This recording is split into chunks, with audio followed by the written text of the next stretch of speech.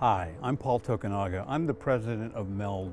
MELD stands for Multi-Ethnic Leadership Development. MELD's mission is to equip collegiate coaches and student athletes to thrive in our racially diverse world. I'll tell you more about MELD later. I'm at what used to be Campbell High School, my old high school. Go Buccaneers. It's now the Campbell Community Center. It's on the west side of San Jose in the very heart of Silicon Valley. If you take a left here on Winchester Boulevard and go a few miles and then take another left, you'll pretty much hit Apple's headquarters in about 15 minutes. But when I was growing up, Campbell was a sleepy town until its abundance of fruit trees gave way to middle-class homes, to shopping centers, and to one of the top youth baseball programs in the entire country. Recently, I pulled out my yearbook from my senior year, and by my count, there were 12 in my class who sort of looked like me, Asian Americans. And of these 12, 4 really looked like me, Japanese Americans. But of the rest of the 400 in my graduating class, about 89% were white. Number of black students? 0. Now, I can't speak for my other non-white classmates, but for me, I had one consuming mission as a student at Campbell High. This mission was in my brain when I woke up. It consumed me during the day, and it kept me awake at night as I played back the tape of the day's interactions. It wasn't to graduate with a 4.0 GPA and to get into Stanford. My mission was more immediate and for me, much more compelling. 20 years before I entered high school, World War II ended. The 120,000 Japanese Americans on the West Coast who were held in 10 prison camps in desolate places, some for up to 4 years. They were finally allowed to return home if they so desired. Their mantra was ingrained in their children: blend in, assimilate, hide our culture, don't do anything that would bring shame to our community, or even worse, encourage the U.S. government to put us back into the prison camps. In other words, try to be as white as possible. That became my mission in high school. Become white, period. Sociologists today have a name for what I was doing: code switching. Among other things, code switching means changing one's behavior to be similar to the group one wants to fit in and become a part of. At Campbell High, I was a code switching maniac. I had gotten so good at it, it became second nature. I couldn't teach a course on it or even explain what I was doing and why. I just did it. It was a survival tactic. Why was I so intent on blending in, on becoming white? Because it was ingrained in me that white was the gold standard. It was the people group that all others had to measure up to. They made the rules, and all the rest of us had to salute. Growing up, on a 1 to 10 scale, white people were 10s. They started at 10, and it was up to them to maintain their 10ness. As a Japanese American, I felt I started at 1, maybe even -1, because of the stain of my relatives being in prison. The most I could ever hope for was maybe, just maybe, someday I could top out at 7. I went off to college down the road, about 200 miles down the road, to Cal Poly in San Luis Obispo. Racially, Cal Poly was like Campbell High, except about 8 times larger. At Cal Poly, I stayed on my course to become a 7 someday. To prove I could hold my own in a world run by whites, I almost exclusively dated white women. My junior year, I got pretty serious with one of these white women. I thought I heard wedding bells off in the distance. That is, until she returned from a break and said, "Paul, we have to break up. My mom asked me, what will our neighbors think if you marry him? What will your children look like?" My girlfriend's allegiance to her mother won out over our relationship. She broke up with me. Now, I know this sounds like a cheesy episode of Fresh Off the Boat or Guess Who's Coming to Dinner, but my world was just rocked.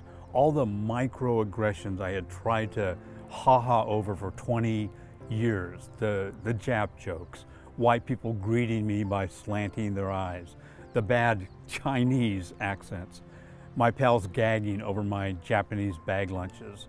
They all surfaced at once and just exploded. This aggression did not feel micro, it felt macro. It attacked the core of my identity as a young single man. It wasn't pretty.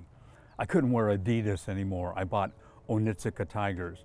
My VW Karmann Ghia had to go. It was Toyota time.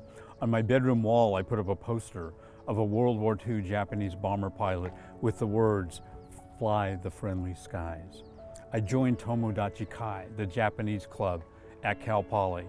I consumed the few books just published that finally exposed the real story of the prison camps. 27 of my relatives were among them. I missed being one of them by 6 years. I was angry. Angry that my girlfriend broke up with me. Angry that she gave in to her mother's wishes. But as the days went by, I was more angry that I had duped myself with a lie. I had spent my first 20 years trying to be white.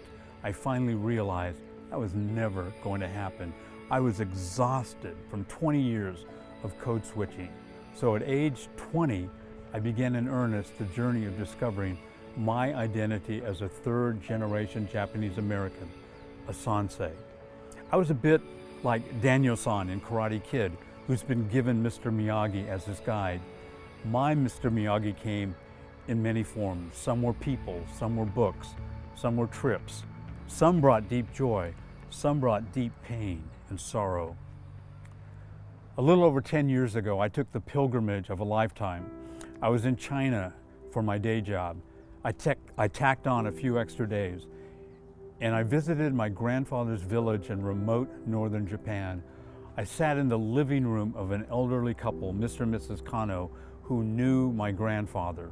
Through a translator, Mr. Kano told me, "You are sitting right where your grandfather sat in 1952. Mr. Kano kept staring at me. Finally, he said, "You look just like your grandfather's brother, Kenji." Later that day, I met another older woman down the street who shared my grandfather's name, Kumagai. She smiled and she said, "You know that we are royalty. Kumagais come from samurai." Now, I had known on my other side that I had sumo heritage, and that had always been my excuse when I gained weight, and I'm sticking to that. But now, I was also samurai. Now, how cool is that? Samurai and sumo. A couple years ago, I took another pilgrimage. My father was the first Japanese American to ever live in Duluth, Minnesota. When he was granted early release from his World War II internment camp in Amache, Colorado, he was allowed to go east if he had a job or was admitted to a college. The only college to accept him was in Duluth, Minnesota, Duluth Junior College.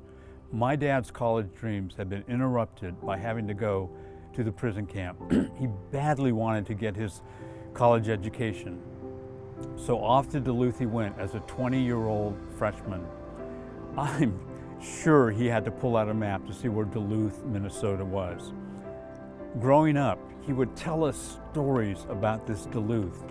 He was the captain of the Duluth Junior College basketball team, star of the baseball team, student body president, and voted most popular male student.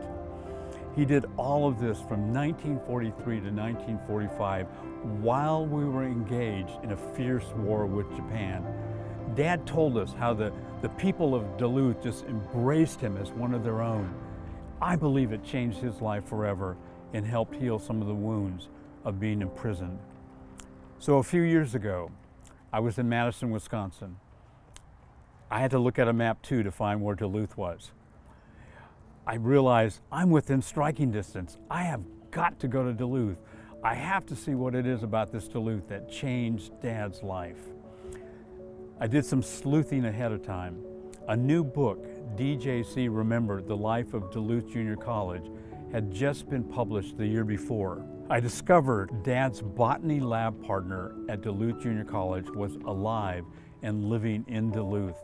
Margie was 90. She remembered Dad like it was yesterday. She regaled me with story after story about him. She must have said, I loved your dad so much, at least 6 times. Finally, she added, but not like that. And I asked, well, why not, Margie? Because he had a girlfriend. She showed me a picture of Dad's girlfriend, Stevie. She was white. I was stunned. In the middle of World War II, as we were at war with Japan, a man of Japanese heritage was dating a young woman who by her last name was likely of Italian descent. This past week I visited Margie in Duluth. She's now 93, but she still clearly remembers Dad. She said, your dad was so special. Why am I telling you all about my ethnic journey? To make this point, ethnicity matters. Each of us has an ethnic identity. Each of us, all of us, no exceptions. No one can claim ethnic neutrality or being ethnically translucent. Each of us is unique. We're shaped by our family origins and histories. Now, you may not have samurai warriors as part of your heritage, but hey, who knows? Maybe you do. We are further shaped by our relationships, our education, and good and bad experiences. What makes us unique, even our differences, is reason to celebrate. Yet tragically, often it's our differences that divide us. What was intended to produce richer, deeper relationships instead produce walls that keep us separated and unequal. One school of thought is one's race, culture, or ethnicity is not important. We should instead be colorblind and culture blind. We should accept each other at face value, paying attention to our character instead. It makes us smile. It makes us want to break out the chorus of, hey, we are the world. The problem is it comes out of the playbook of the dominant culture, whichever that is, in a particular country or city. It's not the playbook for those in the minority. It doesn't score points for them. They will always come out on the losing end when color blindness is the rule of the land. The richest, the most satisfying, the most long-lasting relationships happen when we can say to a person of a different ethnicity, you're different from me, your different culture, your different skin tone, your different upbringing, they make you who you are. And I am better for knowing you. You bring out things out of me that people of my own culture cannot. I created MELD in 2017 because I believe that in collegiate athletics, where student athletes collaborate to achieve a common purpose or they flat out fail, we can build diverse teams that model to our racially fragmented society that race matters and we are better for it. For the past 40 years, I've trained thousands of college faculty, administrators, and students how to dismantle the racial walls that divide them so that they will fall and never keep people apart who were meant to be together. MELD is a natural extension of that 40-year commitment to the university. Now I've turned my focus to collegiate athletics. In a nutshell, MELD equips coaches and student athletes to thrive in our racially diverse world. We do it by offering training you likely won't find anywhere else.